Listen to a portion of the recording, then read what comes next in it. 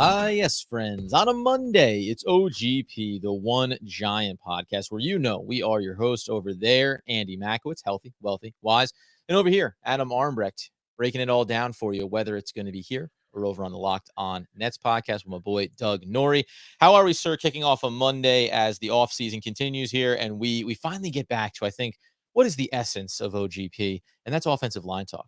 Well, Adam, I'm doing good today. Thank you for asking. I'm wearing a red shirt because I just saw about 8,000 Giant players wearing red during camp, and I just figured in honor of that, I'm not necessarily injured. I just don't want to have any physical violence or contact against you today. So I'm Certainly. By the non-contact. way, something that we'll get into a little bit later when we talk about maybe the wide receiver room. All this week long, we're going to be looking at position battles throughout this roster. We've obviously talked about a lot of holdover players, guys that are either potentially on last years of contracts, maybe cap casualties, right? There's a big one that I'm excited to get to that we talked about last week a little bit just in Julian Love. But even a guy like Kadarius Toney, right, who's going to not be touched for a little while with a minor knee surgery, little procedure, not a surgery, procedure we call them, but makes it for interesting conversations around what expectations are when we know the overarching theme for the Giants, for Brian Dable, for Joe Schoen: availability, reliability, consistency, all that good stuff. So today, though, we are going to talk about the offensive line, in particular, one player, again, coming off of injury in Shane Lemieux, the overall turnover there and what it means for the Giants. But before we do, Andy, if I could, are you a man who believes that you can glean things about the potential for an NFL career based on a first pitch? Ooh, that's a tough one. I would say yes, I am one of those people. So then what do you take away from Kayvon Thibodeau or Thibodeau, depending on how you like to make jokes, throwing out the first pitch of the Yankee game? Obviously, it looked solid, little high, little wide, not a lot of heat on it. Seemed like he was trying to play it safe, maybe split the difference of throwing one violently into the backstop or short hopping it by 3 to 10 feet. You know what? After watching guys like 50 Cent and others just Sure. completely implode on the mound, the whole goal of first pitch is you don't have to be spectacular. Just don't end up being on one of those blooper reels where they're like, and Kayvon Thibodeau is one of the worst pitchers ever. It's different. I equate it to like the national anthem, Adam, where like Yes. if you're in a big moment, you need a big singer like Whitney Houston or something to just like absolutely crush it. If it's like a Tuesday night, you just need to sing, sing it normal, sing it as best you can, get out of there, and everyone gives a little golf clap. That's really what Kayvon Thibodeau did. Check the box, and let's get back to business.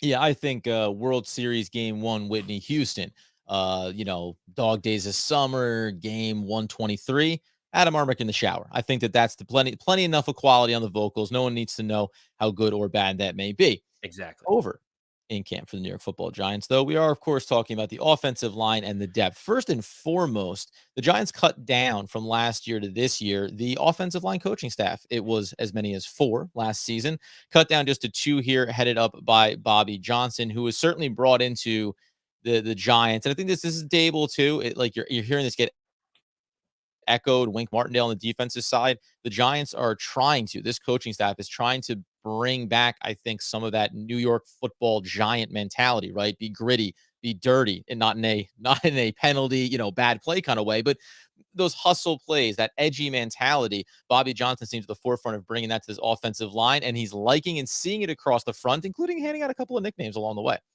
Well, Adam, the funniest part that you mentioned there is the previous regime decided to bring in more coaches for the offensive line than actual offensive line players that could be on the roster, and Or that is always more. That's what they say. I mean, it's great. Gettleman always saying, well, clearly we think more highly of the players that we have in here than you do, and it's like, yeah, well, you have 4 or 5, 6 different offensive line coaches. How about we bring in players that can compete on the offensive line as opposed to 12 different coaches? So I do like that they've trimmed it down. Bobby Johnson seems to be saying all the right things. He's got the messaging about grit and determination and aggressiveness. He did mention a little bit of, tongue in cheek scar tissue from the previous regime in terms of learning different techniques or ways to go about things that people are going to have to unlearn in his new system. But it seems to be resonating. You're seeing the videos from camp. All the players seem to be loose and excited and want to be there and compete, which is a little bit different than I think what we saw last year. Yeah, for sure. And obviously, they drafted Evan Neal at the top of the draft class. You add him in with Andrew Thomas on the left side there. You have your bookends. You feel like both young players. And you hear Bobby Johnson talk about some of these guys, somebody has familiar with, like Feliciano at the center position.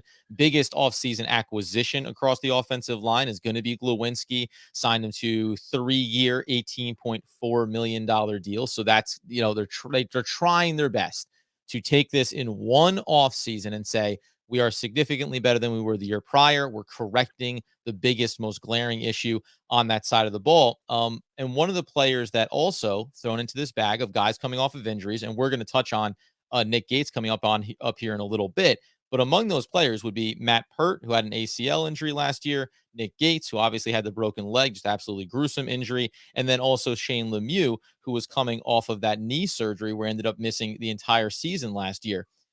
Specifically on Lemieux, you come in and you have this player, fifth round draft pick. We obviously know flashed a little bit that rookie season, looks strong in run protection, something to be desired on the pass protection side of it.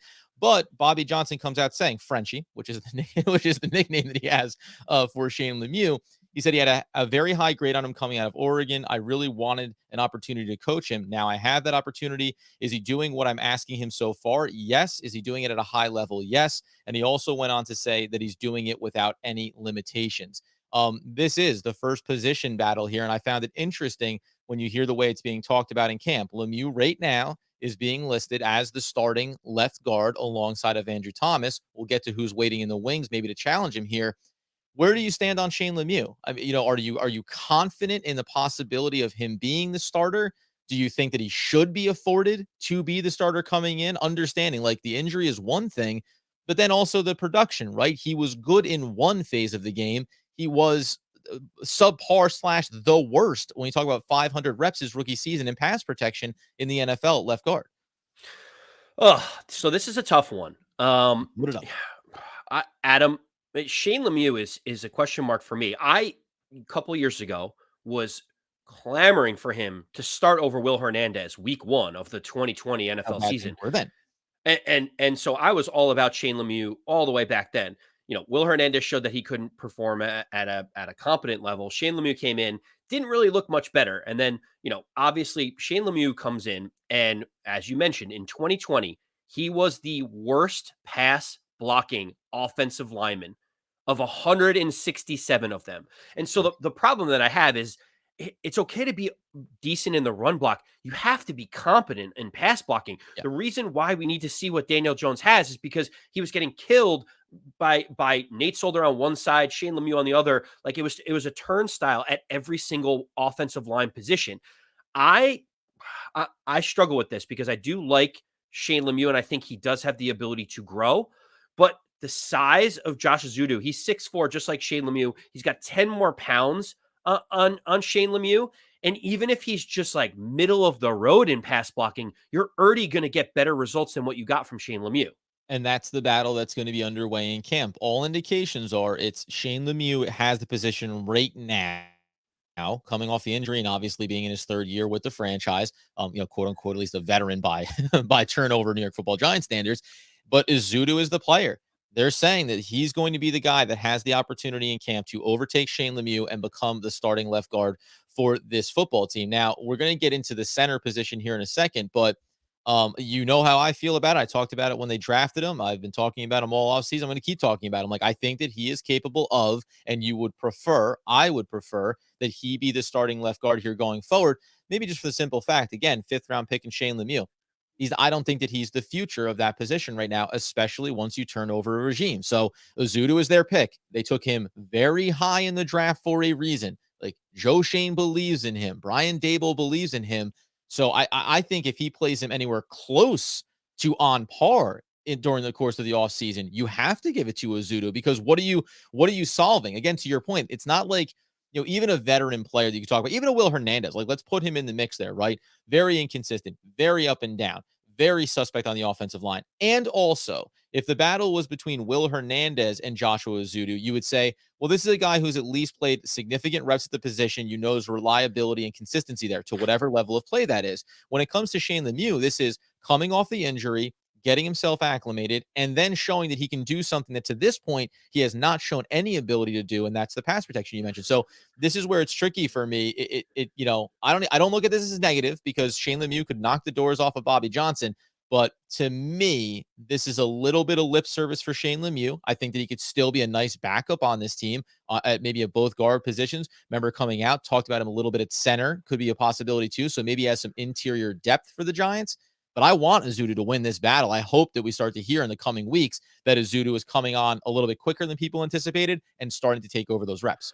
I am curious to see how much Andrew Thomas's input affects who ends up getting that guard spot, because I've mentioned it at nauseum.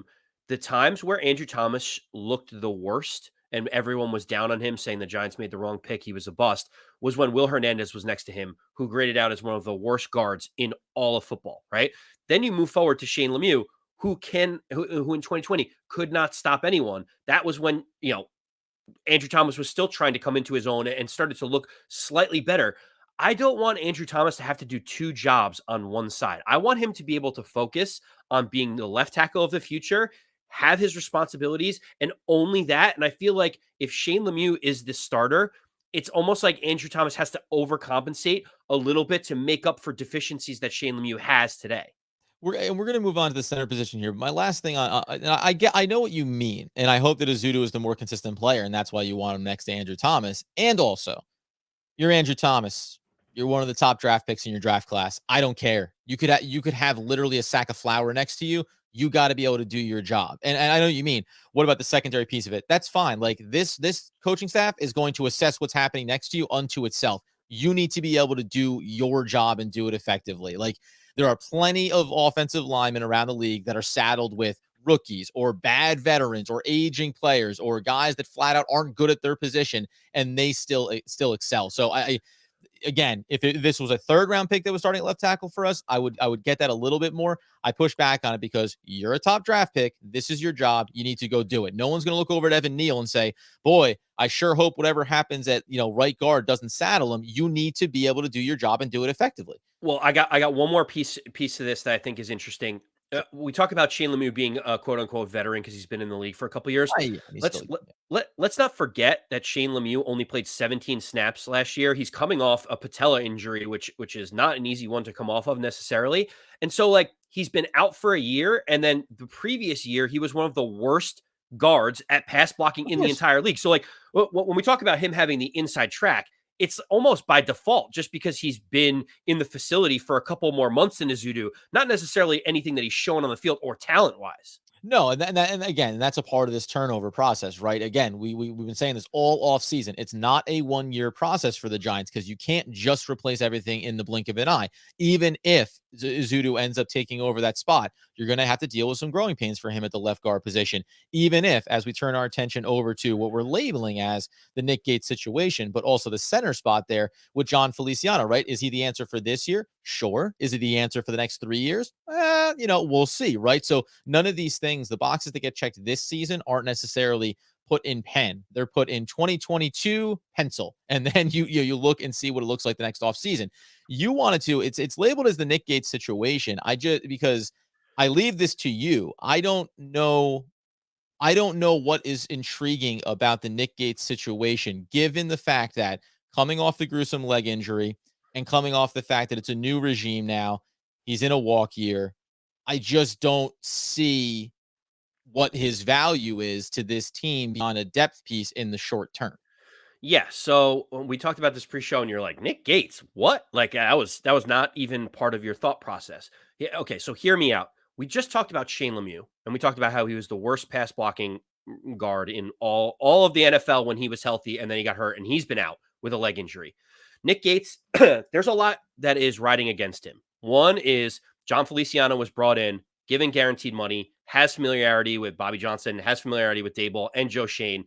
He seems to be the locked in starter. Doesn't seem to even be a question right now. Mhm. We can talk about Feliciano and his attitude and different things, a little bit later. You have Max Garcia, who looks to be the backup center right now that the Giants brought in on a low level deal. So Nick Gates is the holdover. Suffered a gruesome injury, had a couple of setbacks. the Giants could outright release him and save 2.1 million against the cap, Adam. Mhm. But before this injury, let me go back a little bit.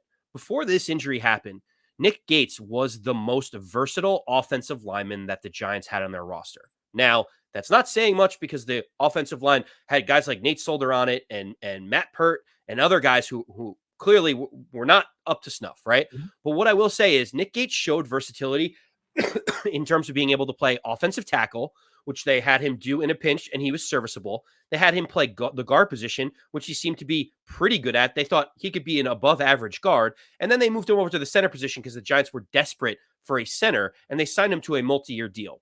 The reason why I'm bringing up Nick Gates is because he might still be the most versatile offensive lineman when healthy that the Giants could have on this roster. So for me, there's really two things that I think about here. One is if he is healthy, then the 2.1 million to have him be able to play all 5 offensive line positions is kind of the Swiss Army knife that the Giants would love to have. If Sure. he's clearly not healthy and doesn't have the ability to perform, the Giants can save 2.1 million. It's not even a question. So for me, the question I have for you is if Ezeudu wins the role at left guard, does Nick Gates end up being more valuable on this roster than Shane Lemieux is? Oh, that's an interesting one. I think health is the big question, right? That'd probably be the piece that I would look at, and I think understanding that Nick Gates is going to be he's in a walk year, so relative, right? If Shane Lemieux is showing something for in Bobby Johnson's system, if he looks like he's starting to develop his pass protection, to your point, like this is year number 3, but it's basically year number 2 for him because of the injury. If he looks like he's coming along, you have another season of control of him on that rookie contract. So from that standpoint, even though Nick Gates may look like the more talented player in the moment now today, you have to think about, well, could Shane Lemieux be here next year and be an interior depth piece for us? And could we project him coming back on another contract, right? Whereas if you're Nick Gates, I would say, what's the best case scenario for the Giants? And this isn't even a negative, is that he's a quality depth piece for them, to your point, right? He can be very versatile, plug and play if you need him to fill in a spot, assuming he can get back healthy here, right? Full year removed, has a lot of work to do to make sure that it's up to snuff.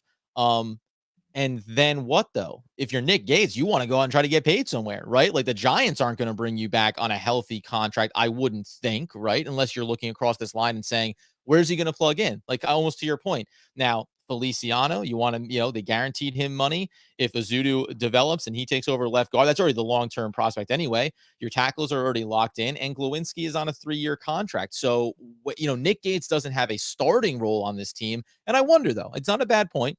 I wonder if the Giants would look at him and say, what is he worth as this depth piece that we know we can utilize? I would tend to think that in the big picture, again, another year from now, remember, they have McCathan as well. Remember, they're going to draft more young offensive linemen, right? So that they're going to roll this over. I just don't think that he has a long-term viability on this roster. Short-term, maybe you're right. I think it comes down to how does Shane Lemieux look. That's the bottom line, because on paper and what you've seen on tape, Nick Gates has proven to be a more consistent, reliable player when healthy than Shane Lemieux. That much is that's indisputable, right? That The question will be, can you hold on to that money and keep him around if he's healthy as well? that was actually going to be my question to you, and hear me out. You were kind of questioning the idea talking about Nick Gates. He's only 27 years old. He's not crazy old, and he's shown versatility on this roster. You've said Yeah. at their peak so far in the NFL, Nick Gates has looked better as an offensive lineman than Shane Lemieux has. It's a fact, and Mhm. so the point is very simple to me. I think Nick Gates makes this roster and stays on the roster if he's healthy because of that versatility. If he's not healthy, then he's a third string center that can't perform, and the Giants could save 2 million in cap space. So I actually think if Nick Gates is healthy, there's a better chance that Ezeudu wins out the role, and Nick Gates ends up being kind of the swing positional player. In the mix for the Giants, especially because Nick Gates is so well liked, and this comeback story is kind of taking a life of its own. All the players are excited to see Nick Gates back in camp. Sure. No, listen, it's not bad, man. You got me closer to it being intriguing than not. It'll be interesting to see. Again, now we're talking about, remember, 8 of the 14 offensive linemen on the roster were brought in by first-year general manager Joe Schoen. 8 of the 14 guys that are in camp on this offensive line are first-year players with the organization. And the second team at the end of last week for the offensive line, it included Devery Hamilton, Joshua Ezeudu, Ben Bredesen, holdover from last year, Marcus McCathan, the rookie, obviously, and then Matt Gano from left to right, and then Garcia rotated in. So you talk about the guys they brought in, like a Garcia. Garcia is far further away from being a contributor on this offensive line than he is closer. Bredesen's probably playing for a roster spot, and the question you're probably asking at some point is, Shane Lemieux, is he performing high enough here? And I think my big thing is look at the fact that he's getting those early reps, right? Could be out of necessity. Who else is in camp? But he's there getting those reps right now as things get underway. Does Bredesen hold up? Does he look like a guy worthy of a roster spot, right? Some of these things are going to play into Nick Gates and what happens there. The interesting thing for me then is, which I thought that this ties in nicely as we like to do, is we think about Daniel Jones, and obviously the play in front of him is going to be a huge factor in how successful he is and how successful the team is. There was a couple of things that I want to bring up here. First, and we've done this before. You've mentioned some names. We talk about comparing him to Josh Allen and what he did his first couple of seasons and how look at the completion percentage, et cetera, et cetera.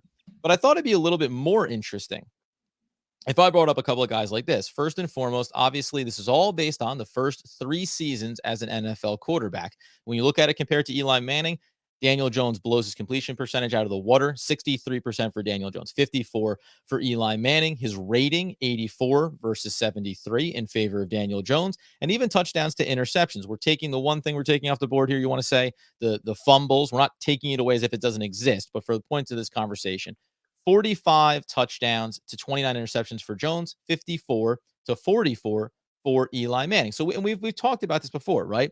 He's had a better start of his career than Eli Manning did from many statistical categories. But Andy, what if I told you that there was another player who recently won a Super Bowl that when you compared his numbers, Daniel Jones is slightly better at 59%, 60% for Matt Stafford as a completion percentage. And over his first 3 seasons, through 60 touchdowns, 37 interceptions. Obviously, the ratio is a little high there. But when you look at that, and I have 2 more guys I want to bring to the table here, but that's Matt Stafford. And I just the thought that I had was, you said this before, Daniel Jones has been done no favors. John Mara mentioned that. Going back and contextualizing his first 3 seasons, understanding how bad the team has been overall compared to some players who also, like a Matt Stafford, played with a bad team in Detroit, right? You can have some level of success, and then that means that you still can get better here and grow over the next, we think this season at least, if you want to earn that contract. Yeah, I mean, look, I am a little bit more of an apologist for Daniel Jones than others may be. A lot of people have already said he is not our guy. Mhm. I know, Adam, you feel that the most likely scenario is the Giants will be in the market for a new quarterback come next season. I think that there is an opportunity for Daniel Jones to be able to perform at a high enough level that he comes back, or the Giants franchise tag him, or they work out some kind of agreement. Uh, Look, it's why we mentioned Shane Lemieux at the top of the show too, Adam. He was the worst pass blocking guard in all of football. How are you supposed to see what Daniel Jones has when you have literally the worst guard out there protecting him? We need to do a better job. That's why, to your point, I want Ezeudu to win the job, because anything is better than the worst. Like, Well, and here's the thing too. I think that I think you can still know what Daniel Jones is already. Like that's where you and I differ a little bit. Like I don't look at it and go, well, the offensive line play was bad, so how can you pass judgment on Daniel Jones?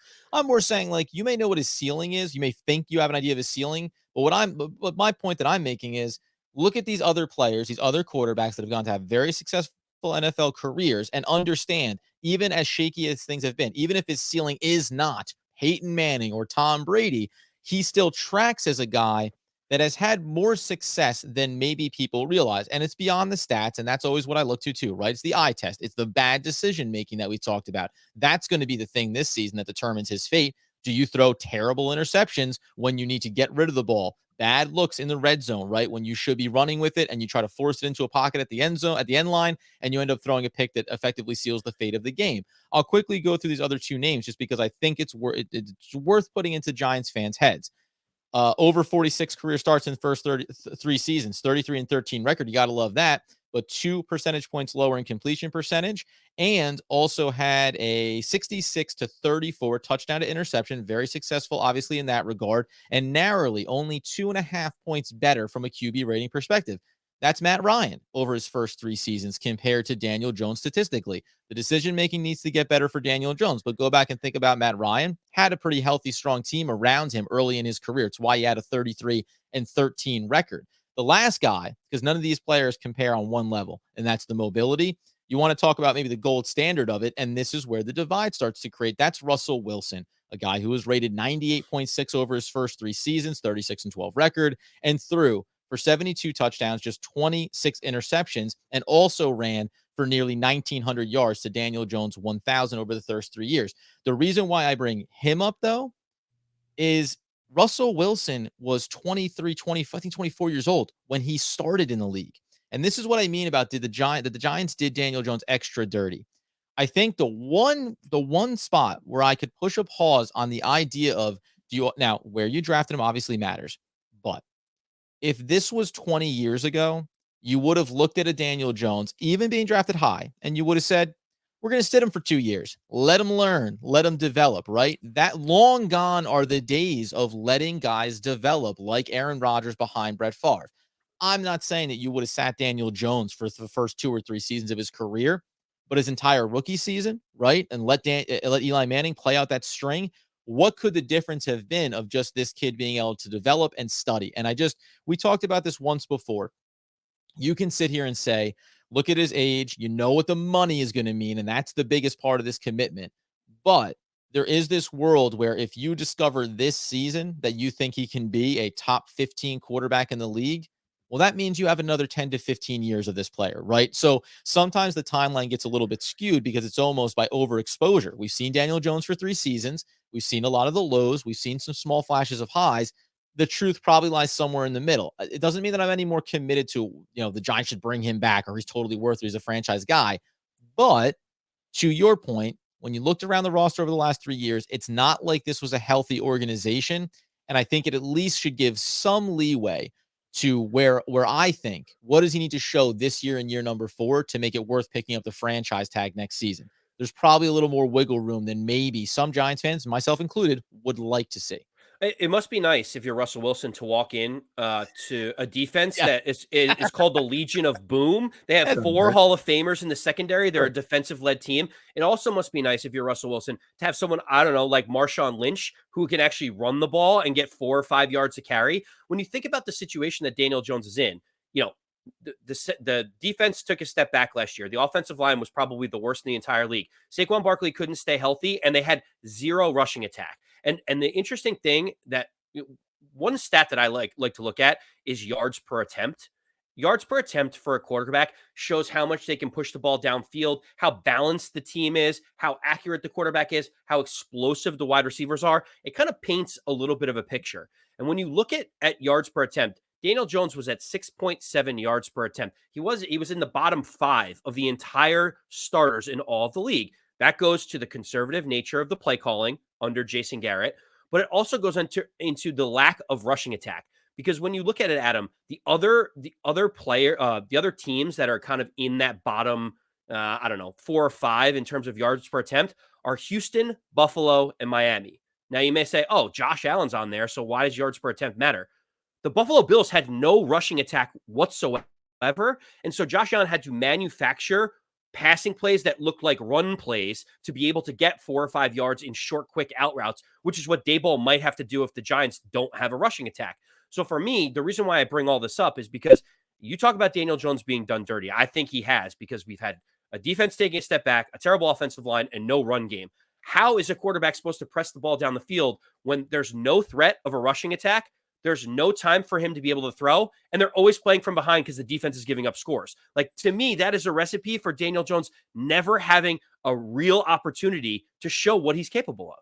Yeah, see, and that's where you take it a little too far, right? Because he also showed you how awful he can be protecting the football. He also showed terrible decision making even when he had time. This is why I bring it up to say there's a world where he can succeed. And also, and this is the problem, I think that it falls into these two camps of either it's totally over and the Giants need to prepare for next year's draft class, or kind of a little bit what you're saying. And I know that there's validity to a lot of your points. And also it's like, Daniel Jones never got a fair shake in his life. Like, there's plenty of examples, including Matt Stafford. Like, over the first 3 years of Matt Stafford's career, nobody doubted that he was the franchise quarterback. They only doubted whether or not Detroit was a total train wreck and were they ever going to be able to give him an opportunity to be successful, right? That's the difference. When you're top tier quarterback from a draft, stock perspective, you need to have at least already checked those boxes to say, yeah, it's been total crap. And guess what? I'm still one of the better quarterbacks in the league. Daniel Jones hasn't done that to this point. And that's where I think the divide is on what he can be, what is his ceiling, or what should he have been able to show? You mentioned it about Josh Allen, right? Has Buffalo, they've risen over these last few years. They've been ascending. Josh Allen was completing under 60% of his passes. And from year 1 to year 2 and from year 2 to year 3, you start to say, oh, okay, here we go. And Buffalo is a much better run organization. They were developing and building better, but no running game. But he uses his legs and he doesn't get hurt when he runs. Like, all of these things are the swirl of factors. But I think this is the instant reaction piece of it. It's been 3 years. The concerns that I have around Daniel Jones are health, and it's around this idea that we're going to paint a picture of, because of all these other factors, we dismiss or overlook things that are obviously issues with Daniel Jones, things that are correctable, things that he can get better at, but they are still problems. And that's the separation that I want to make here. This offensive line, we want to see it get better. We want it to be stronger. It looks like it's already going to be by default. Adding Neal, you have Thomas, and whatever happens in between there at the guard and center positions, that's great. But Daniel Jones still now needs to take that and say, not only am I going to show that my mistakes were things that I own and got better at, now I'm going to excel even more because I have a good offensive line in front of me, right? Like, that's the difference here. It can't be enough to say, now I don't do some of the, now I can throw the ball 7 yards, what have you, right? Yards after the catch, throwing to these quick receivers. That could make him look a lot better this year than the stats should indicate to you, right? So it falls into this weird swath that I introduced information that maybe gives Giants fans some pause and try to give Daniel Jones a healthy opportunity. And then Andy got too excited, and then I had to bring myself and everyone else back in the same moment. Listen, Adam. What a Monday. At the end of the day, I listened to Brian Daboll talk about Daniel Jones, and he says, I want him to make mistakes in practice. I want him to try to fit balls into tight windows because I want to know what we're capable of. Yeah, that is can you do it or not? But that's the point. Yeah, can you do it? What, right. And that's a 180-degree shift from where it was last year, where Jason Garrett's like, we're just going to make sure Daniel Jones doesn't turn the ball over. And so for me, I'm excited because this shift in mentality will one way or another prove whether or not I'm right in that Daniel Jones is a starting quarterback in the NFL, or you're right that Daniel Jones is not, because you can't straddle the fence with me and say that you think he's good or he's not. You can't. Either you're in the boat or you're not. You can't straddle that. You think that he's the franchise quarterback for the Giants, not a starting quarterback in the NFL. You think he's the franchise quarterback. I can think he could be a starting quarterback in the NFL. I don't have to think that he's a franchise quarterback that the Giants should invest $30+ million in. So don't try to straddle the fence on that line either. This is about the long-term future of the New York Giants franchise. Saying that Daniel Jones can be a serviceable quarterback, like we always say, do you want Kirk Cousins? Okay. I'll tell you that Daniel Jones can be Kirk Cousins for his career. Is that who you want?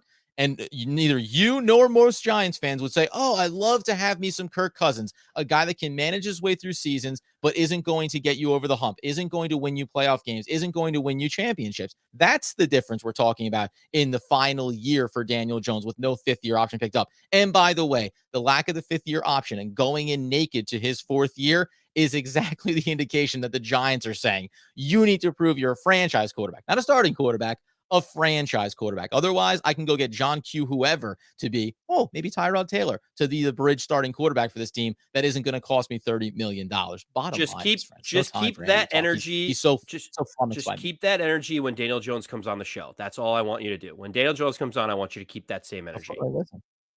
By the way, he said it himself. It's all on him. He took a full ownership of it. He has to be better. That's what a franchise quarterback is supposed to say. Yes, 100%. Exactly. He said it.